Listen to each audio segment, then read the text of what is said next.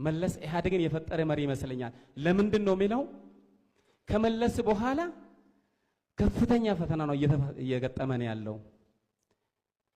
የህዝብ ንቅናቄ መሪን የሚፈጥር ከሆነ ለምንድን ነው ላለፉት 27 ዓመታት መለስን ዳይሬክት መተካት ባይቻል እንኳን ለሁለት ለሶስት ሆኖ የሱን አስተምሮና ሌጋሲን ለማስቀጠል ምን እንደነባበረው?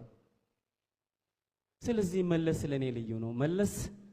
መለስ ኢህአዴግን ፈጥሯል ወደሚለው ድምዳሜ ይቅርታ ያድርጉልኝ ታጋይ እዚህ ያሉ ነባር ታጋዮች በጣም ይቅርታ እንዲያደርጉልኝ ነው የምጠይቃቸው።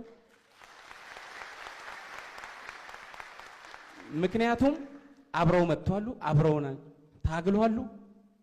ይሄን የተሻለ መስመር ለኛ ሰጥተውናል። በእንደዚህ አይነት ዲሞክራቲክ በሆነ ወንበር ላይ ቁጭ ብለን ስለ መብታችን እንድንከራከር ዋጋ ከፍለዋል።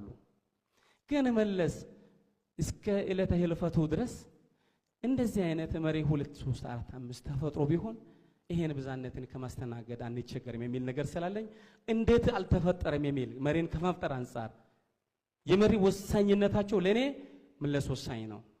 ለዚህ መስመር